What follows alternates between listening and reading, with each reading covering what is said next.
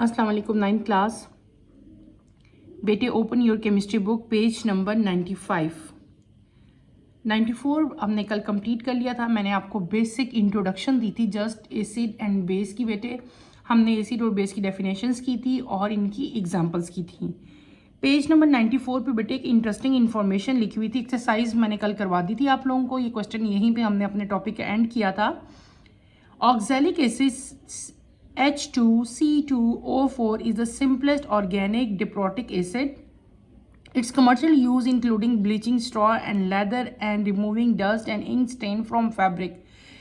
ये oxalic acid का formula लिखा हुआ है। ये बेटे आपने लाजमी याद करना है, इसको छोड़ना नहीं है। इसको हम लोग डिप्रोटिक एसिड भी कहते हैं। इसका कमर्शियल यूज़ क्या है कि जितने भी जो फैब्रिक है, ये लेदर इंडस्ट्री है, वहाँ पे जो है ये as a bleaching agent use होता है। कोई भी स्टेन, स्पेशली इंक की स्टेन अगर लग जाए फैब्रिक पे, तो उसको रिमूव करने के लिए ऑक्सैलिक एसिड जो है वो यूज़ होता है। तो आपके क्वेश्चन में ऑक्सैलिक एसिड का आ सकता है, इसका यूज़ आ सकता है। Then you should write this. Okay, next page पे आप आए, पेज नंबर 95। बेटे आज हम स्टार्ट करेंगे 95 पेज स्टार्ट करने से पहले, नेक्स्ट टॉपिक स्टार्ट करने से पहले यहाँ पे एक एक्टिविटी दी हुई है। एक्टिविटी नंबर 7.1 पेज नंबर 95 पे बेटे देख रहे हो। The following compound are provided in the form of liquid or in the form of their aqueous solution. Use blue and red litmus paper strip to show whether these substances are acidic or basic in their aqueous solution. आपके पास कुछ substance दिए हुए हैं आपको, और आपने ये चीज़ बतानी है कि ये एसिडिक है या ये बेसिक है। कैसे करोगे? How to perform. आपने क्या करना है, डिफरेंट ये सैंपल सारे रख लेने हैं अपने सामने। उसके बाद आपने लेना है लिटमस पेपर, ठीक है। और आपको ये चीज़ अच्छी तरह से कल हमने पढ़ ली थी कि जो एसिड है उनकी एबिलिटी है कि वो ब्लू को रेड में चेंज कर देंगे, और जो बेसिक है वो क्या करेंगे, वो रेड लिटमस पेपर को ब्लू में कन्वर्ट कर देंगे। आप लिटमस पेपर डालते जाओ, उनके कलर जो है वो चेंज देखते जाओ। जो इसका जो कलर आएगा वो एसिडिक होगा तो एसिडिक में लिख देना, बेसिक होगा तो उसको आपने बेसिक लिख देना है। मैं आपको बता देती हूँ, ठीक है, ये क्या क्या है। और लेकिन आप जो है ये एक्सपेरिमेंट है, वैसे तो आपका प्रैक्टिकल में आता है, लेकिन अगर आपका ऑब्जेक्टिव में बेटे आ सकता है कि सोप सोल्यूशन जो है वो एसिडिक है या बेसिक है, तो वहाँ पे आपको ये ओरली याद होनी चाहिए, ठीक है। इसी तरह ब्लीच क्या चीज़ है, वो बेसिक है कि एसिडिक है, ये भी आपको पता होना चाहिए। तो ये ज़रूरी नहीं है कि प्रैक्टिकल में आपका ये वाला टेबल आए, ये आपका ऑब्जेक्टिव में भी आ सकता है। तो मेरे बेटे आपने इसको ऑब्जेक्टिव के लिए ज़रूर करना है। मेरी कोशिश होती है बेटे कि मैं आपको कोई भी चीज़ जो है वो ये ना कहूँ कि इसको छोड़ दो, नो। मैं आपको पूरी book from page 1 to end page तक सारी कंप्लीट करवाऊंगी, उसमें कोई भी चीज़ हम नहीं छोड़ेंगे, ताकि आपका पेपर बहुत अच्छा हो। पासिंग मार्क्स नहीं लेने बेटे, फुल मार्क्स लेने हैं इंशाल्लाह। अच्छा जी, एक्टिविटी हम स्टार्ट करते हैं। पहला सब्सटेंस आपका आता है tap water. What is tap water? Tap यानी कि आपके घर में जितना भी पानी आ रहा है, that is tap water. This tap water is non acidic, यानी कि एसिडिक पे जब आप टेस्ट करोगे तो इस पर कोई इफेक्ट नहीं आएगा। यहाँ पे आप लोग क्या लिखोगे, नो कलर चेंज। और बेसिक में भी क्या आ जाएगा, न्यूट्रल। जो टैप वाटर है बेटे वो न्यूट्रल है, उसकी पीएच क्या है, 7 होती है। ना वो एसिडिक होता है ना वो बेसिक होता है। तो आप इन दोनों बॉक्सेस में क्या लिख दोगे, न्यूट्रल न्यूट्रल, क्योंकि लिटमस पेपर का कलर ना इसमें चेंज होगा ना इसमें चेंज होगा, ठीक है। नेक्स्ट आपका आता है बैटरी वाटर। ये तो वैसे ही पता है सबको कि बैटरी वाटर क्या होता है, वो एसिड ही होता है ना, कॉमन सेंस है, सबको पता है बेटे। तो बैटरी वाटर में आप एसिडिक में क्या लिखोगे, it turn blue litmus red. ये ब्लू लिटमस को जब आप ब्लू लिटमस बैटरी वाटर में बेटे डिप करोगे तो वो पेपर आपका क्या हो जाएगा, रेड कलर का हो जाएगा, ठीक है। तो आप यहाँ पे बेटे क्या लिखोगे, आप लिखोगे ब्लू लिटमस जो है इट टर्न्स रेड, यहाँ पे लिखोगे, यानी कि ये सोल्यूशन आपका एसिडिक है, बेसिक नहीं है। फिर आपका आता है रेन वाटर। रेन वाटर भी आपका एसिड होता है, क्योंकि उसके अंदर बहुत सारे, आपको हमने एसिड रेन पढ़ी थी ना, ज़मीन तक आते आते कितनी चीज़ें उसमें मिक्सअप हो जाती हैं। तो ये भी ऐसे ही आएगा कि it turn blue litmus red, यानी कि ये भी एसिडिक होगा। और बेसिक में आप लोग क्या लिखोगे, नो कलर चेंज। फिर हम आते हैं सोप सोल्यूशन की तरफ।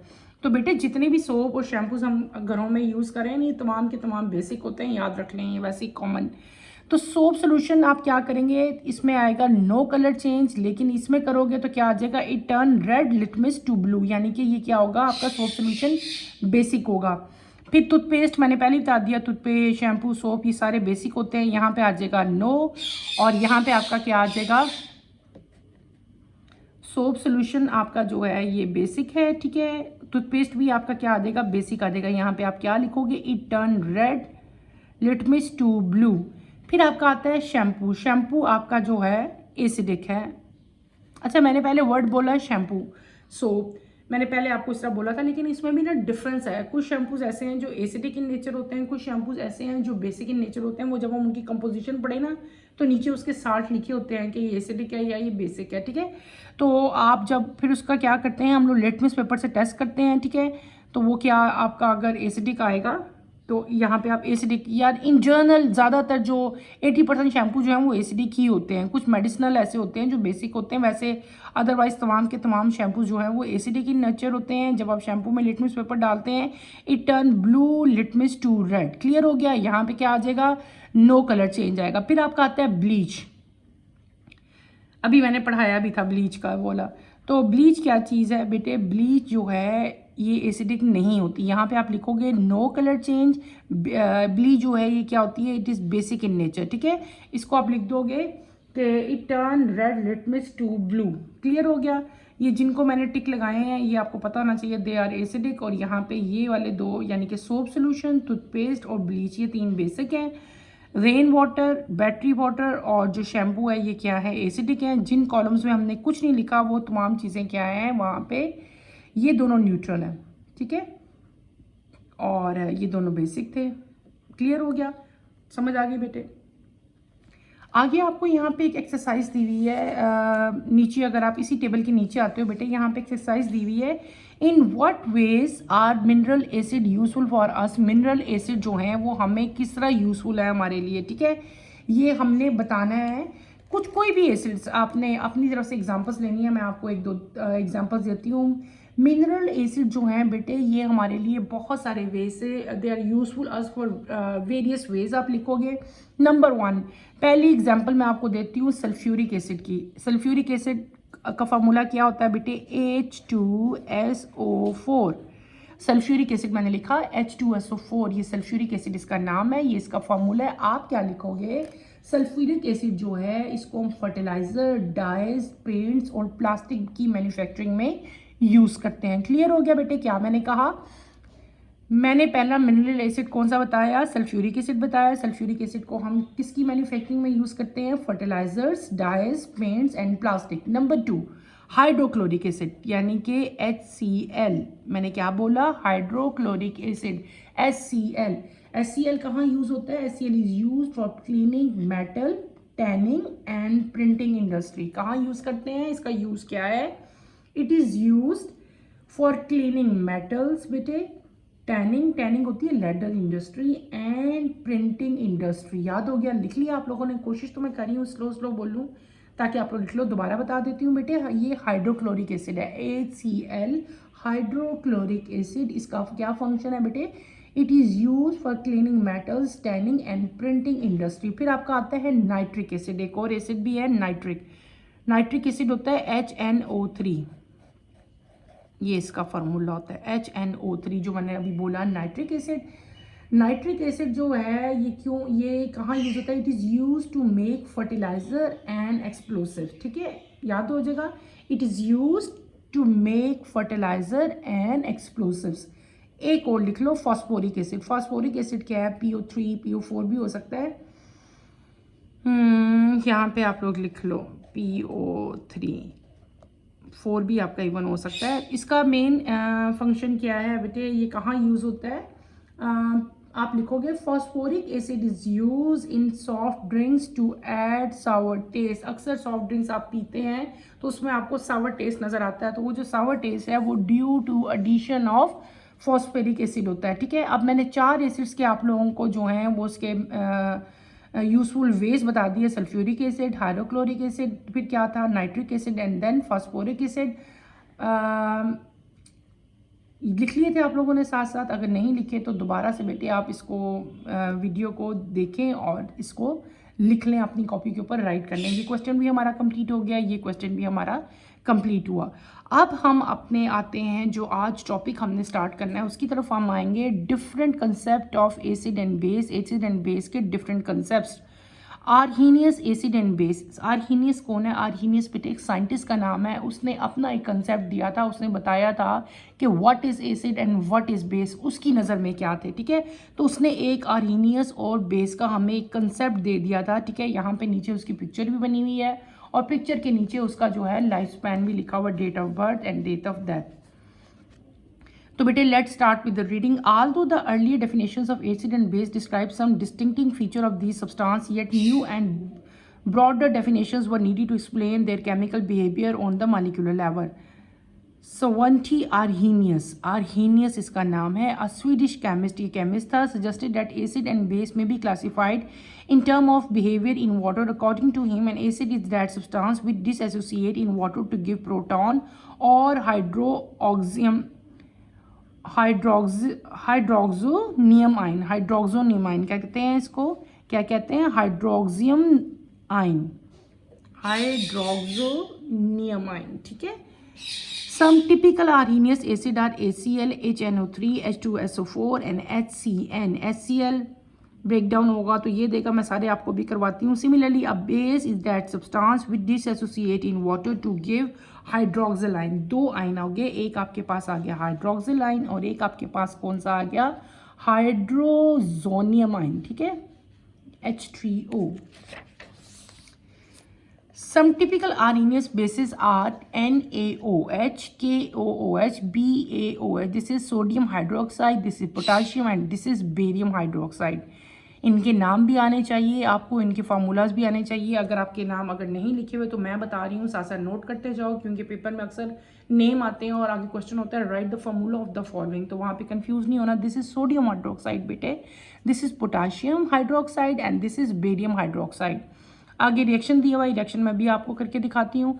Water has an essential role to play in Arrhenius concept of acid and base. Whenever an acid or base dissociate water, its molecule participate in reacting by surrounding the resultant proton H and hydroxyl ion OH. Since proton is very small in size and its charge density is very high, it forms a strong bond between lone pair of water molecule to give hydroxium ion H3O. According to some report, up to 4 water molecules may surround the proton. Some hydroxyl ion also surrounded by water molecule as shown in the figure. Arrhenius explained the process of neutralization. According to him, when a strong acid and a strong base are dissolved in water, they completely disassociates into ion. Next page पे आप आते हैं। The hydroxyl ion and the hydroxyl ion then react to form water with the evolution of salt. The salt NaCl that is formed with water does not exist as solid state. It remains present in the solution in the form of hydrated spectator sodium ion and chloride ion. Mineral acid are generally very strong acid. The strength of an acid depends upon the extent to which it is ionized in water. The hydrochloric ionized in water completely, giving a large amount of hydroxium ion in water. Contrary to mineral acid, organic acid ionize up to very limited extent, hence they are weak acid. Glacial acetic acid has percentage ionization of ये मैं आपको भी करके दिखाती हूँ. It means that out of 1000 molecule of acetic acid, only 1.3 molecule disassociate and remain disassociate. Similarly, the percent ionization of formic acid having concentration 1.5 m is 1.06, which means 987 molecules out of 1000 remain dissociate. NaOH and KOH, sodium hydroxide and potassium hydroxide are the example of strong bases because they also ionize completely in water.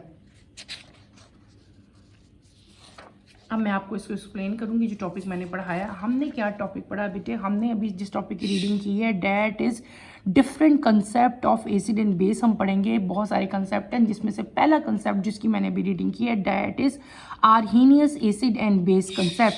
Arrhenius से जो क्या था बेटे, ये एक chemist था, scientist था, chemist था, स्वीडिश केमिस्ट था। इसने एक कंसेप्ट दिया था, उसी कंसेप्ट की बेस पे हमने उस कंसेप्ट का नाम ही क्या रख दिया, Arrhenius acid and base concept रख दिया था। इसने क्या कहा था? इसने कहा था कि एन एसिड, एसिड जो हैं वो सब्सटेंस हैं, जब उनको एक्वस सॉल्यूशन में यानी कि वाटर में मिक्स किया जाए तो वो क्या करें, हाइड्रोजन आयन या हाइड्रोक्सियम आयन दें, हाइड्रोक्सिनियम, ऑक्सीनियम, ठीक है। एसिड कौन से सब्सटेंस होते हैं, जब उनको वाटर में मिक्स करूं, मैं पानी के अंदर मिक्स करूं किसी भी सब्सटेंस को, और वो आपको प्रोटॉन यानी कि हाइड्रोजन प्लस या हाइड्रोक्सिल आयन H3O दें, तो उस तरह के सब्सटेंस को हम लोग क्या कहेंगे, एसिड कहेंगे। कॉमन एग्जांपल कौन कौन सी है, hydrochloric acid ACl, nitric acid, sulphuric acid and hydrogen cyanide HCN। ये इसकी कॉमन एग्जांपल्स हैं किसकी, एसिड की। ये इसने एसिड की डेफिनेशन दे दी और एसिड की एग्जांपल्स बता दी। 4 एग्जांपल्स दिए हैं, मैंने इनके नाम इसलिए बताए हैं ताकि आप राइट कर लो। हाइड्रोक्लोरिक एसिड, ठीक है, nitric acid, sulphuric acid and hydrogen cyanide. और ये इसकी एग्जांपल है कि वो कोई भी सब्सटेंस जो कि वाटर में जब उसको मिक्स किया जाए आपको ऑक्सोनियम H3O आयन दे, उसको हम लोग क्या कहते हैं, एसिड कहते हैं। किसको एसिड कहते हैं बेटे, मैं दोबारा आपको बताती हूँ।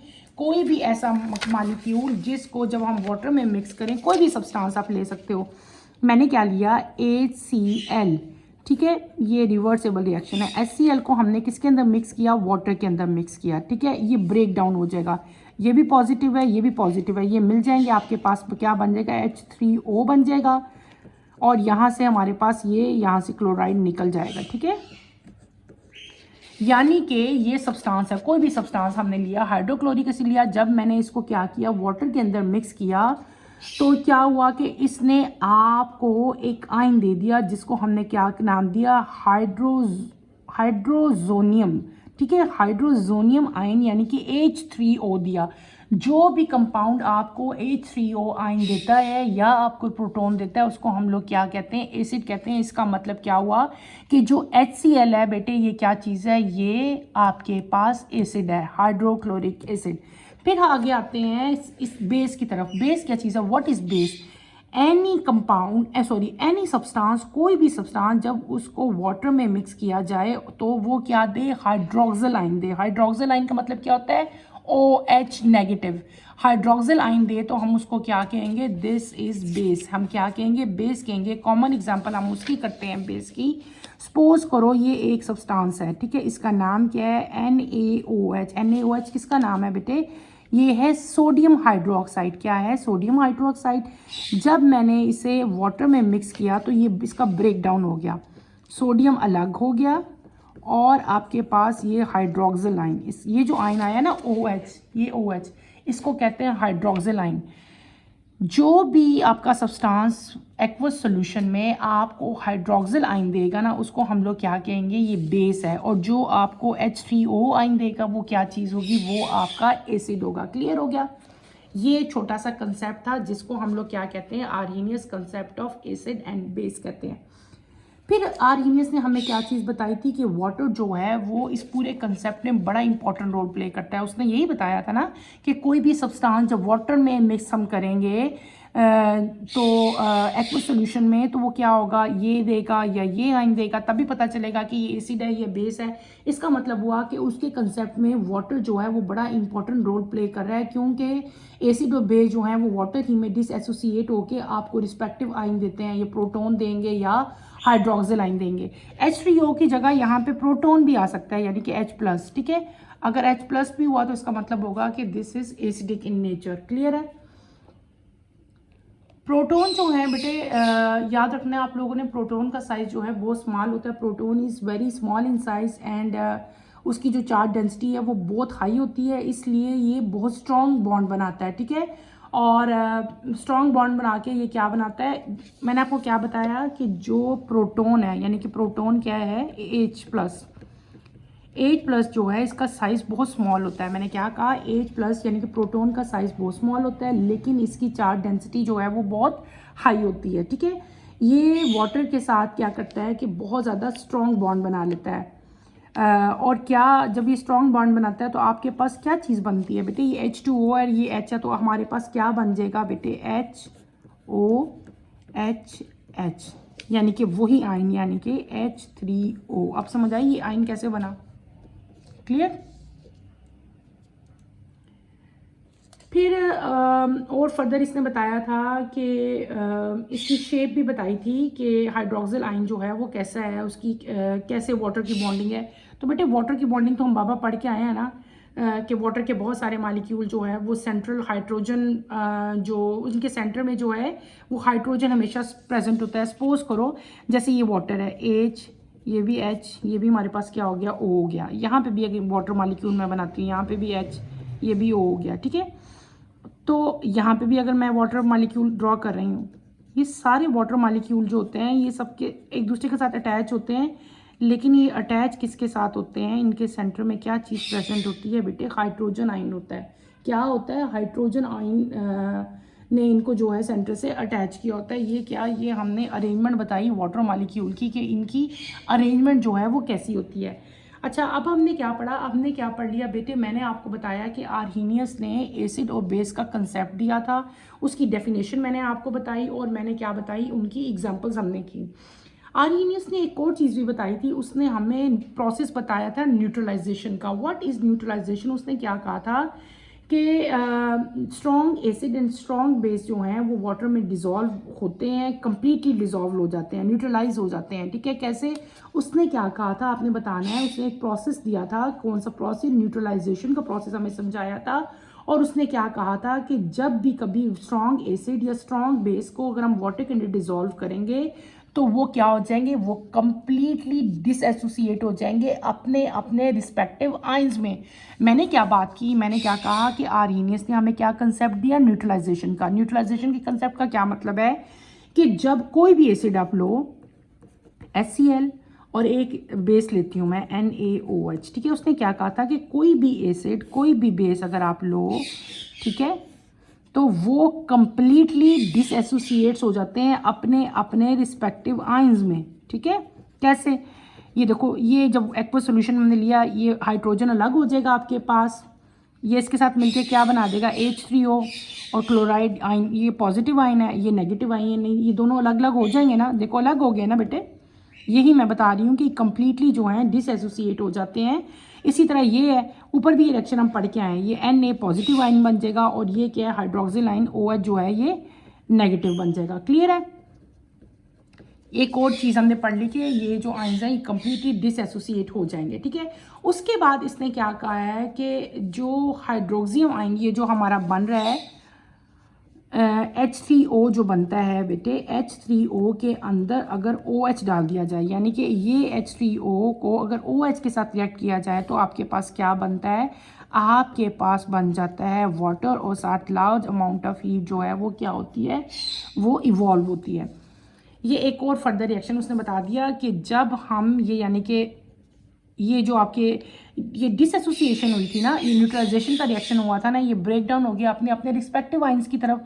अगर ये पॉजिटिव आइन और ये नेगेटिव आइन को मैं रिएक्ट आपस में करूं, ये क्या था, ये हमारे पास हाइड्रोक्सिल आइन बना था H3, और ये क्या बना था, हाइड्रोक्सिल आइन। इनको मैंने कंबाइन किया तो हमारे पास क्या बन गया, they react to form water. जब ये दोनों रिएक्ट करते हैं तो ये क्या बना लेते हैं, वाटर बना लेते हैं। फिर आगे उसने क्या बात की थी कि जो सोडियम क्लोराइड है बेटे NaCl जो है ये क्या है, ये एक सॉलिड क्रिस्टल है, ठीक है। और ये जो है जब इसको डिसएसोसिएट करते हैं हम लोग तो ये किसमें, क्लोराइड आइन में और सोडियम आइन में कन्वर्ट हो जाता है, यानी कि सोडियम पॉजिटिव हो जाएगा, क्लोराइड जो है वो क्या हो जाएगा, वो नेगेटिव आइन हो जाएगा, यानी कि ये भी कंप्लीटली डिसएसोसिएट हो जाएगा। इसके बाद आर्हीनियस ने हमें एक और एग्जांपल भी दी थी। एग्जांपल किसकी दी थी, उसने मिनरल एसिड्स की एग्जांपल दी थी। मिनरल एसिड जो हैं, हमने अभी मिनरल एसिड का क्वेश्चन भी पढ़ा था, कल पढ़ के भी आए थे। मिनरल एसिड जो हैं बेटे ये क्या होते हैं, ये बहुत स्ट्रॉन्ग एसिड होते हैं। क्या होते हैं, स्ट्रॉन्ग एसिड होते हैं। आपकी बुक में कुछ मिनरल एसिड की एग्जाम्पल लिखी हैं, वो सारी मैं भी आपको करवाऊंगी। नंबर 1 क्या पढ़े हैं हम लोग, मिनरल एसिड की एग्जांपल्स बता रही हूँ। मिनरल एसिड क्या होते हैं बेटे, they are very strong acid, और इनकी स्ट्रेंथ किस चीज़ पर डिपेंड करती है, ये बात आपके क्वेश्चन में आपका क्वेश्चन आ सकता है कि मिनरल एसिड की स्ट्रेंथ किस चीज़ पर डिपेंड करती है। तो जो मिनरल एसिड की स्ट्रेंथ है, the strength of an acid depend upon the extent to which it ionise in water, यानी कि ये वाटर में जो मिनरल एसिड है वो कितना आयोनाइज्ड होता है, इस चीज़ पे इसकी स्ट्रेंथ यानी कि इसकी ताकत जो है वो डिपेंड कर रही होती है। अब इसकी एग्जांपल्स लेंगे हम, किसकी एग्जांपल लेना है, मिनरल एसिड की। पहली एग्जांपल है HCl + H2O, तो आपके पास क्या बनेगा, ये रिवर्सिबल रिएक्शन है, ठीक है। आपके पास बनेगा H3O और साथ क्लोराइड आइन जो है वो आपका निकल जाएगा। दूसरा हम पढ़ेंगे H2SO4, ये सल्फ्यूरिक एसिड, ये भी आपका क्या है, मिनरल एसिड है। साथ आप करो वाटर, ये भी रिवर्सेबल रिएक्शन है। आपके पास क्या बनेगा, H3O और साथ HSO4 जो है वो आपका सेपरेट हो जाएगा। क्लियर है। फिर हम एक और एग्जांपल लेते हैं, नंबर 3। कौन सी एग्जांपल लो, नाइट्रिक एसिड HNO3। ये तमाम एसिड्स हैं, लेकिन ये कौन से एसिड हैं बेटे, ये मिनरल एसिड हैं। याद रखने हैं, 3 एग्जांपल्स मैं आपको दे रही हूँ। इसको जब हम वाटर में मिक्स करेंगे तो ये भी आयोनाइज हो जाएगा। किस तरह, H3O सब में बनेगा, हाइड्रोक्सियन आयन सब में बनेगा, साथ आपके पास NO3 जो है वो क्या हो जाएगा, सेपरेट हो जाएगा। ये 3 एग्जांपल हमने किसकी कर ली, ये हमने एग्जांपल्स कर ली मिनरल एसिड की। मैंने क्या बताया कि मिनरल एसिड जो हैं ये स्ट्रॉन्ग एसिड होते हैं, इनकी स्ट्रेंथ जो है वो इस चीज़ पर डिपेंड करती है कि ये वाटर में आयोनाइज हो जाते हैं। ठीक है, उसके बाद ये तो हमने कर ली अपनी मिनरल एसिड की बात। अब अगली एग्जांपल हम लोग करेंगे जिसमें हमारे पास आई है ऑर्गेनिक एसिड। ये कौन से बेटे थे, ये थे मिनरल एसिड मेरे बेटे, कंफ्यूज नहीं होना। ये क्या है, these are mineral acid. Acid की आगे हम फर्दर क्लासिफिकेशन पढ़ें। अब मैं कौन सी एग्जांपल आपको बताने लगी हूँ, अब मैं आपको बताने लगी हूँ ऑर्गेनिक एसिड। क्या एसिड, ऑर्गेनिक एसिड। एक एग्जांपल हम लोग करेंगे। ऑर्गेनिक एसिड जो हैं बेटे ये क्या होते हैं, दे आर वीक एसिड। मैंने मिनरल एसिड बताया था, मिनरल एसिड क्या एसिड थे, दे आर स्ट्रॉन्ग एसिड। ये क्या है, ये वीक एसिड है। वो कंप्लीटली आयोनाइज्ड होते थे, ये कंप्लीटली नहीं होंगे। ठीक है, इनकी कुछ परसेंटेज आयोनाइज होगी। इनकी कॉमन एग्जांपल क्या है, एसिटिक एसिड CH3COOH। मैं साथ साथ बोल रही हूँ, इसका नाम क्या है, ये किसका फॉर्मूला है बेटे, ये एसिटिक एसिड है। इसको ग्लेशियल एसिटिक एसिड भी कहते हैं, प्लस वाटर। इसको वाटर में अगर हम करेंगे तो ये क्या होगा, ये कंप्लीटली आयोनाइज नहीं होगा। H3O और साथ क्या बन जाएगा, CH3COO हो जाएगा। ये वाला रिएक्शन आपने याद करना है। ये किस चीज़ की एग्जांपल मैंने बता दी, ऑर्गेनिक एसिड की बता दी। ऑर्गेनिक एसिड जो हैं ये क्या है, ये वीक एसिड्स होते हैं। क्लियर। आगे हम लोग चलते हैं। हमारे पास एक और चीज़ आएगी, एक और एग्जांपल आपको दी हुई है। आपको एग्जांपल दी हुई है बेटे फॉर्मिक एसिड की। किसकी, फॉर्मिक एसिड की एग्जांपल। फॉर्मिक एसिड का फार्मूला क्या होता है, HCOOH प्लस इसमें भी वाटर को अगर हम ऐड करें तो आपके पास क्या बनेगा, हाइड्रोक्सियम आयन तो सब में बनेगा। यहाँ पे आपने प्लस राइट करना है, अगर मैं कहीं छोड़ देती हूँ तो आपने करना ज़रूर है। साथ आपके पास वही चीज़ है, एक H निकल जाएगा, बाकी क्या रह जाएगा, HCO। यहाँ पे भी एक H निकल जाता है, बाकी रह जाते हैं, क्योंकि इस H ने इसके पास आना होता है ना, तो ये H3O बन जाते हैं बेटे। समझ आ रही है, ये इसके पास आएगा तो H3O बन जाएगा, बाकी आपका ये अलग का अलग ही रह जाएगा। यानी कि ये इनकम्प्लीट आयोनाइजेशन हो रही है। ये ऑर्गेनिक एसिड की एग्जाम्पल थी, दे आर वीक एसिड। ये सारी एग्जाम्पल्स हमने किसकी पढ़ ली बेटे, ये हमने एसिड की एग्जाम्पल पढ़ी। अब हम आएंगे बेस की तरफ। ठीक है, अब हम किसकी तरफ आ रहे हैं, बेस की तरफ। बेस की 2 एग्जांपल्स हैं, सोडियम हाइड्रोक्साइड और पोटाशियम हाइड्रोक्साइड जो हैं ये क्या हैं, ये स्ट्रॉन्ग एसिड है। हम स्ट्रॉन्ग बेस। अब हम किसकी एग्जांपल पढ़ने लगे हैं, अब हम पढ़ने लगे हैं स्ट्रॉन्ग बेस की एग्जांपल। स्ट्रॉन्ग बेस की एग्जांपल में पहली एग्जांपल आती है सोडियम हाइड्रोक्साइड NaOH। NaOH को जब मैं वाटर में डिसॉल्व करूंगी तो ये कंप्लीटली डिसएसोसिएट हो जाएगा सोडियम में, और आपके पास हाइड्रोक्सिल आयन OH आयन आ जाएगा। जहाँ भी OH आयन आता है, जो भी सब्सटेंस देता है उसको हम बेस कहते हैं ना, तो ये स्ट्रॉन्ग बेस है। कौन सा, sodium hydroxide is a strong base. एक और एग्जाम्पल आप करो, ये किसकी एग्जांपल हमने कर ली, स्ट्रॉन्ग बेस की। इसकी 2 एग्जांपल हैं, एक पोटाशियम हाइड्रोक्साइड भी इसकी एग्जांपल है। अगली एग्जांपल हम करते हैं वीक बेस की एग्जांपल करेंगे। वीक बेस वो होते हैं जो पार्शली आयोनाइज होंगे, कंप्लीटली आयोनाइज नहीं होंगे, बल्कि क्या होंगे, पार्शली। ये कंप्लीटली होंगे बेटे, ये क्या होंगे, ये पार्शली होंगे। इसकी कॉमन एग्जांपल क्या है, अमोनियम हाइड्रोक्साइड NH4OH। इसको जब मैं वाटर में मिक्स करूँगी तो ये क्या बनेगा बेटे, मेरे पास ये बनेगा ammonium ion NH4 plus hydroxyl ion. ठीक है, अभी हमने क्या पढ़ लिया, हमने बेस की आर्हेनियस का कंसेप्ट पढ़े हैं। उसने 2 तरह के बेस बता दिए, एक स्ट्रॉन्ग बेस बताया, एक कौन सा बेस बताया, उसने वीक बेस बताया। स्ट्रॉन्ग बेस वो होता है जो कंप्लीटली आयोनाइज हो जाता है। कॉमन एग्जांपल उसकी पोटाशियम हाइड्रोक्साइड और सोडियम हाइड्रोक्साइड है। सोडियम हाइड्रोक्साइड का रिएक्शन मैंने करके दिखाया, ये अपने रिस्पेक्टिव आयंस में कंप्लीटली आयोनाइज हो गया। ठीक है, दूसरा क्या था, वीक बेस। वीक बेस कौन से होते हैं, जो कि कंप्लीटली आयोनाइज वाटर में नहीं होते। कॉमन एग्जांपल आपकी इसकी नीचे मैंने रिएक्शन करके दिखाया। ये सारा हमने आज क्या पढ़ा बेटे, हमने पढ़ लिया आर्हीनियस कंसेप्ट। आर्हीनियस कंसेप्ट में क्या पढ़ा हमने कि कोई भी सब्सटेंस जो कि आपको जब उसको रिएक्ट किया जाए, वाटर में डिज़ोल्व किया जाए एक्वस सोल्यूशन में, और आपको वो H3O या प्रोटॉन यानी कि हाइड्रोक्सियम आयन या प्रोटॉन देगा, उसको हम लोग क्या कहेंगे, एसिड कहेंगे। और कोई भी सब्सटेंस जब उसको वाटर में रिएक्ट किया जाए तो वो आपको हाइड्रोक्सिल आयन दे, तो उसको हम लोग क्या कहेंगे बेटे, उसको हम लोग बेस कहेंगे। फिर हमने एसिड और बेस की डिफरेंट टाइप की एग्जांपल्स की, ठीक है, मैंने आपको एग्जांपल बता दी, एसिड की बताई थी, फिर मैंने आपको बेस की एग्जांपल पढ़ी थी। यहाँ पे हमने वाटर मॉलिक्यूल का सारा स्ट्रक्चर पढ़ा था कि इसमें जो है किस तरह इनकी बॉन्डिंग हुई होती है।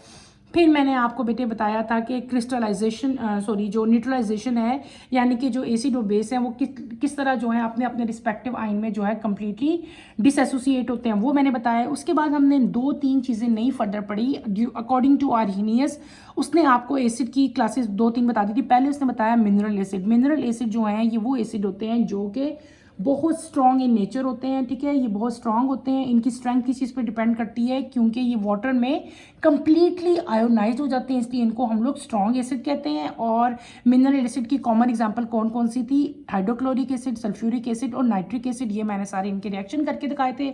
दूसरी एग्जाम्पल हमने की थी ऑर्गेनिक एसिड। ऑर्गेनिक एसिड वो होते हैं जो कि वीक होते हैं। ये वीक एसिड क्यों होते हैं, क्योंकि ये वाटर में कंप्लीटली आयोनाइज नहीं होते। कॉमन एग्जांपल हमने इनकी एसिटिक एसिड और फार्मिक एसिड की एग्जांपल की थी। यहाँ पे देखो ये नेगेटिव के नेगेटिव रह जाते हैं यहाँ तक, और ये पॉजिटिव इसके साथ मिलके आपके पास H3O आयन बना देता है। फिर आगे हमने आर्हीनियस का कंसेप्ट बेस पढ़ा था। फिर उसने बेस को भी 2 क्लासेस में डिवाइड कर दिया था, एक कर दिए थे स्ट्रॉन्ग बेस और एक कर दिए थे वीक बेस। स्ट्रॉन्ग बेस बेटे वो थे जो कि कम्प्लीटली आयोनाइज्ड हो जाते थे। कॉमन एग्जांपल पोटेशियम हाइड्रोक्साइड और सोडियम हाइड्रोक्साइड थी। फिर हम आए थे वीक पे। वीक कौन से थे, जो कि कम्प्लीटली वाटर में आयोनाइज्ड नहीं होते थे। कॉमन एग्जांपल इसकी अमोनियम हाइड्रोक्साइड जो है ये हमने की थी। ये आपका क्या हो गया बेटे, कंसेप्ट कंप्लीट हो गया किसका, आर्हीनियस का। एसिड एंड बेस कंसेप्ट जो है वो हमने कंप्लीट कर लिया। अच्छा, ये टॉपिक हमारा कंप्लीट हो गया। इंशाल्लाह कमिंग लेक्चर में हम अपना नेक्स्ट जो स्ट्रक्चर है वो सारा हम कंप्लीट करेंगे। यहाँ पे अगर आप लोग आते हो, ये मैं आज कंप्लीट करवा के बेटे फिर नेक्स्ट टॉपिक हम शुरू करेंगे। पेज नंबर 96 पे बेटे अगर आप लोग आओ तो यहाँ पे एक्सरसाइज दी हुई है, how do chloride ion exist in water. कि क्लोराइड आयन जो है वो वाटर में किस तरह एग्जिस्ट करता है। तो इसका सिंपल आंसर आप लिखोगे, chloride ion are surrounded by water molecule. कि क्लोरीन जो क्लोराइड आयन है उसको वाटर मॉलिक्यूल ने जो है वो सराउंड किया होता है। जो वाटर मॉलिक्यूल है वो पार्शियली पॉजिटिव चार्ज, उनके अंदर हाइड्रोजन आइटम होते हैं, क्लोरीन के ऊपर नेगेटिव चार्ज होते हैं, ठीक है। तो जो पॉजिटिव चार्ज हैं वो नेगेटिव चार्ज की तरफ अट्रैक्ट होंगे और वो उनको जो है क्लोरीन को जो है वो सराउंड कर लेंगे, ठीक है, उसकी तरफ अट्रैक्ट कर लेंगे। क्लियर हो गया। क्लोराइड आयन क्या है, सराउंडेड बाय वाटर मॉलिक्यूल, क्योंकि जो वाटर मॉलिक्यूल है उनके ऊपर मैंने क्या बताया कि पॉजिटिवली चार्ज हाइड्रोजन एटम होते हैं, और जो पॉजिटिव एटम होते हैं बेटे वो क्या करते हैं, नेगेटिव की तरफ अट्रैक्ट करते हैं ना। इसका मतलब ये हुआ कि जो हाइड्रोजन एटम है वो क्लोराइड आयन की तरफ जो है अट्रैक्ट होंगे और वो उनको जो है वो सराउंड कर लेंगे। क्लियर हो गया ये क्वेश्चन। पेज नंबर 96 वाला क्वेश्चन मैं बता रही थी। आगे आए आप, यहाँ पे बेटे एक और क्वेश्चन दिया हुआ है पेज नंबर 98 पे। हमारी एक्सरसाइज यहाँ पे जहाँ पे एंड होती है, why do ammonium hydroxide only partially ionise in water. Ammonium hydroxide, ये ऊपर अमोनियम ही लिखा हुआ है, ये जो फार्मूला है ना अमोनियम, NH4OH का नाम अमोनियम हाइड्रोक्साइड होता है। ये वाटर में पार्शली आयोनाइज्ड क्यों होता है, इसका आंसर क्या है, इसका रीज़न क्या है, ये आपने बताना है बेटे। इसका रीज़न क्या है कि ammonium hydroxide is a weak base. ये क्या चीज़ है, दिस इज़ वीक बेस। अभी मैंने बताया ना ये वीक बेस है, ठीक है। पार्शली आयोनाइज होगा जब वाटर में होगा, और क्या बनाएगा, ये आपके पास अमोनियम और हाइड्रोक्सिल आयन बनाएगा। इसका मतलब क्या है कि कुछ अमोनियम हाइड्रोक्साइड जो हैं वो डिसएसोसिएट हो जाते हैं आयन में, जबकि बाकी जो हैं वो डिसएसोसिएट रहेंगे। यानी कि कुछ आयन, आपने क्या लिखना है कि ये एक वीक बेस है। क्या चीज़ है बेटे, ये वीक बेस है, ये पार्शली आयोनाइज्ड होता है वाटर के अंदर।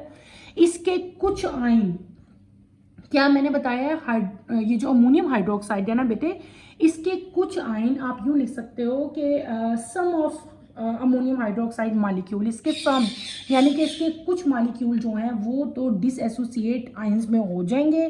सम molecule of ammonium hydroxide dissociate into ions, while the rest remain undissociate, यानी कि कुछ जो है उनकी डिसएसोसिएशन हो जाती है और कुछ की डिसएसोसिएशन नहीं होती। ठीक है, ये इसका आंसर है। क्लियर हो गया? यही रिएक्शन आपने मेंशन करना है, यही चीज़ बतानी है कि वीक है, फिर एंड पे आपने क्या बताना है कि कुछ मॉलिक्यूल तो इसके जो है डिसएसोसिएट आइंस में हो जाएंगे और कुछ जो हैं जो रेस्ट रह जाएंगे, जो बाकी रह जाएंगे, वो क्या हो जाएंगे, वो अनडिसएसोसिएट होंगे, वो डिसएसोसिएट होंगे नहीं। ये इसका रिएक्शन हो गया, ये हमने क्लियर कर लिया। इन द एंड आपकी स्टमक एसिडिटी आती है, इसको आप लोग खुद पढ़ो, रीड आउट करो। नहीं समझ आती तो मुझे बताओ, इसको इंशाल्लाह मैं कमिंग लेक्चर में उसके स्टार्ट से पहले मैं ये भी बता दूंगी। और कमिंग लेक्चर में इंशाल्लाह हम लॉवरी concept of acid and base पढ़ेंगे। ठीक है, उसकी नोटिफिकेशन के लिए आप चैनल को शेयर करो, लाइक करो और सब्सक्राइब करो। यहीं पे बेटे मैं अपना टॉपिक एंड करती हूँ। टॉपिक थोड़ा सा लंबा हो गया था लेकिन इजी है, इसको आपने अच्छी तरह से करना है। ठीक है बेटे, इसके साथ ही आप मुझे भी इजाज़त दें, यहीं पे मैं अपना लेक्चर भी जो है वो फिनिश करूँगी। अल्लाह हाफिज़। 9th क्लास, कोई प्रॉब्लम होती है, कोई मुश्किल होती है, feel free to ask any question. अल्लाह हाफिज़ बेटे, टेक केयर।